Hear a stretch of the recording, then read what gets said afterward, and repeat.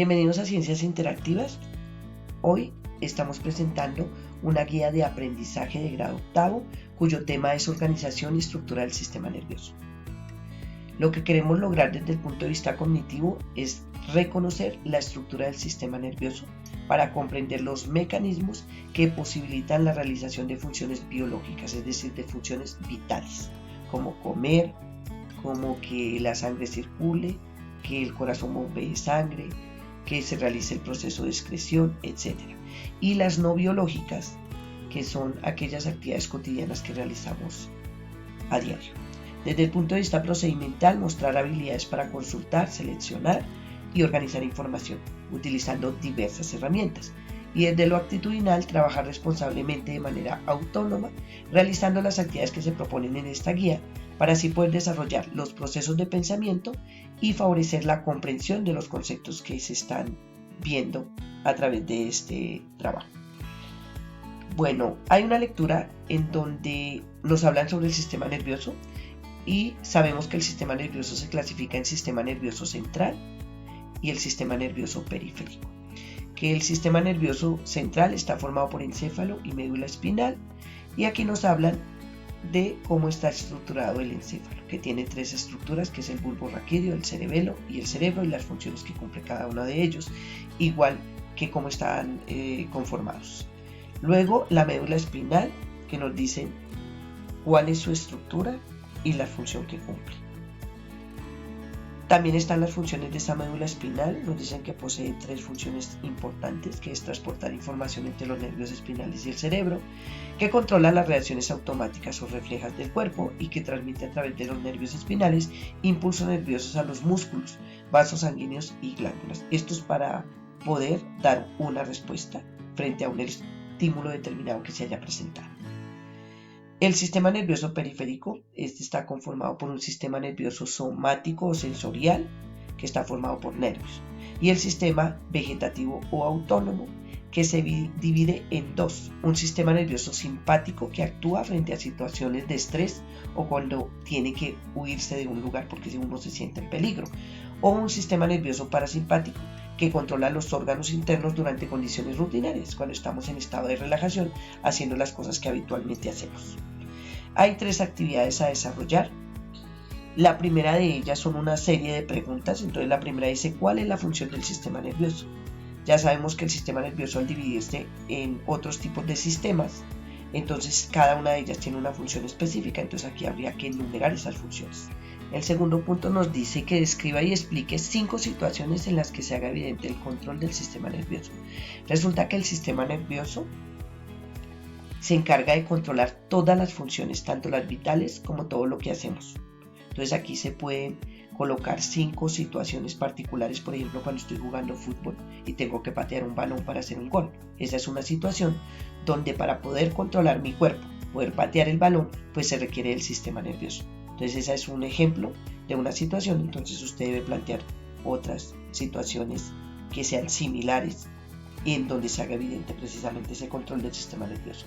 El tercero dice: ¿qué órganos conforman nuestro sistema nervioso? Menciónelos y escriba su función. Entonces, si nos damos cuenta aquí durante todo el texto que tenemos, nos dicen y nos mencionan muchos órganos y también nos dan la función de esos órganos. Entonces hay que hacer el listado y escribir qué función cumplen, es decir, cuál es el trabajo que realizan en el sistema nervioso. El cuarto dice: argumente por qué se afirma que el sistema nervioso es un sistema de control. O sea, ¿por qué podemos decir que el sistema nervioso controla? ¿Qué controla? ¿Qué trabajo realiza? Entonces hay que argumentar por qué se dice eso. Quinto, gracias a los sentidos mantenemos el contacto con el medio. ¿Qué relación hay entre ellos, es decir, entre los órganos de los sentidos y el sistema nervioso? Recordemos que los órganos de los sentidos lo que hacen es recibir los estímulos del medio. Entonces a través del oído escuchamos, a través del olfato olemos, a través del gusto saboreamos, a través de la vista vemos. Entonces nosotros estamos expuestos constantemente a estímulos del medio. Por ejemplo, vemos un semáforo que cambia a rojo y automáticamente tenemos que quedarnos ahí porque no podemos cruzar.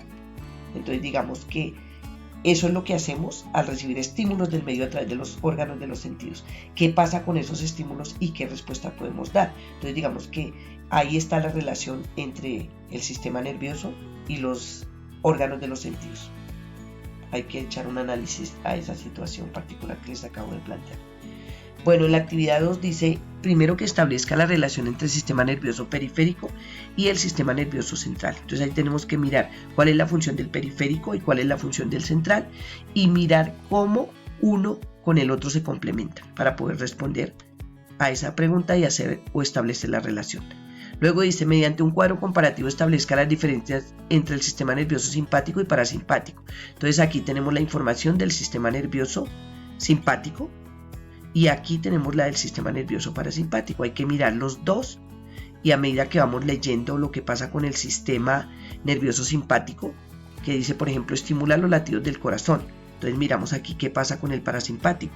Aquí dice que él no estimula los latidos del corazón, por el contrario se desaceleran. Entonces ahí sería, por ejemplo, comparamos esta idea con esta de aquí y hacemos el cuadrito y así hacemos con las demás ideas que tenemos planteadas ahí. Luego dice, mencione 2 situaciones concretas que haya vivido en las cuales se ha estimulado el sistema nervioso simpático. Entonces aquí debe usted recordar 2 situaciones en las cuales usted haya estado en peligro, ¿cierto? O haya tenido que huir, o está muy estresado, o se haya asustado. Entonces esas situaciones hay que describirlas, mencionarlas y describirlas. El cuarto dice, cuando en un accidente de la médula espinal o cordón nervioso se rompe, la víctima queda reducida a una silla de ruedas. Hay que explicar por qué. ¿Qué función importante cumple la médula espinal? De tal manera que usted diga, cumple esta función, y entonces si se rompe, pues entonces la persona dejaría de hacer tales actividades o le pasaría tal cosa. Entonces ahí tendría que hacer usted el análisis a partir de la función que cumple la médula espinal. Para eso pues hay que leer en la parte de arriba. El quinto dice, observe y lea el siguiente mapa conceptual y realice un escrito con él. Resulta que aquí tenemos un mapa conceptual que nos da el resumen de cómo está estructurado el sistema nervioso. Entonces nos dice que el sistema nervioso se subdivide en sistema nervioso central y sistema nervioso periférico, que el sistema nervioso central está formado por encéfalo y por médula espinal, que el encéfalo está integrado por el cerebro, el cerebelo y el tronco cerebral, que el sistema nervioso periférico está formado por el sistema nervioso voluntario simpático y este está conformado por nervios craneales y nervios espinales, y que el sistema nervioso autónomo vegetativo está conformado por sistema simpático y parasimpático. Recordemos que los mapas conceptuales deben poderse leer por todos lados, es decir, que con ellos podemos estructurar proposiciones, algunas frases u oraciones con sentido para que lo entiendan de una manera más sencilla. Entonces, ¿qué debo hacer? Convertir este mapa conceptual en un pequeño escrito. Ya lo leí, entonces lo que hay que hacer es ir haciendo las frases con sujeto y predicado para poder hacer el pequeño texto. En el siguiente punto, que corresponde a la actividad 3, hay una sopa de letras. Aquí hay que encontrar palabras que tengan que ver con el sistema nervioso. Por ejemplo, aquí está cerebelo y hay que hacer una frase con cada una de ellas. Recordemos que una frase o una oración debe tener sentido y por lo tanto debe llevar un sujeto y un predicado. En el punto 2 encontramos un cuadro que hay que copiar en el cuaderno. En ese cuadro hay 3 estructuras, el bulbo raquídeo, el cerebelo y el cerebro. Y aquí aparecen varias funciones. Por ejemplo, movimiento del corazón, patear un balón, recordar el primer día del colegio. Y resulta que cada una de esas funciones corresponde a una de estas estructuras. Entonces hay que ubicarlas de acuerdo a cada estructura. En el punto número 3 hay un esquema. En ese esquema, digamos, está representado desde el momento en que un organismo recibe un estímulo hasta que se elabora una respuesta por parte del cerebro y en donde intervienen varios elementos. Entonces aquí tenemos el estímulo.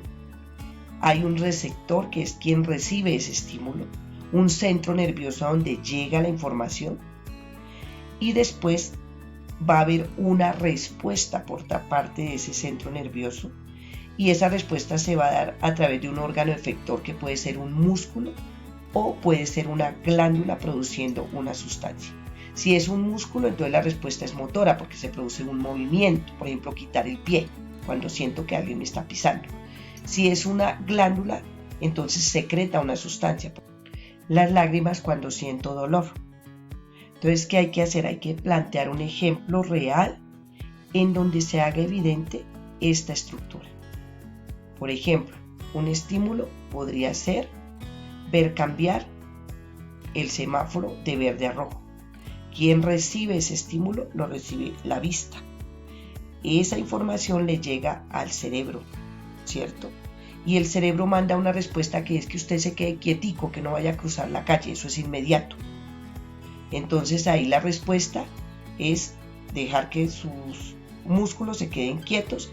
Esa respuesta pues obviamente es de tipo motor, porque seguramente si usted ya había puesto el pie para adelante, apenas vio que cambió el semáforo, pues devolvió su pie para atrás. Entonces hay que poner un ejemplo como el que les acabo de dar, pero pues un ejemplo creativo dependiendo de lo que usted entiende de la lectura que hay en la parte de arriba.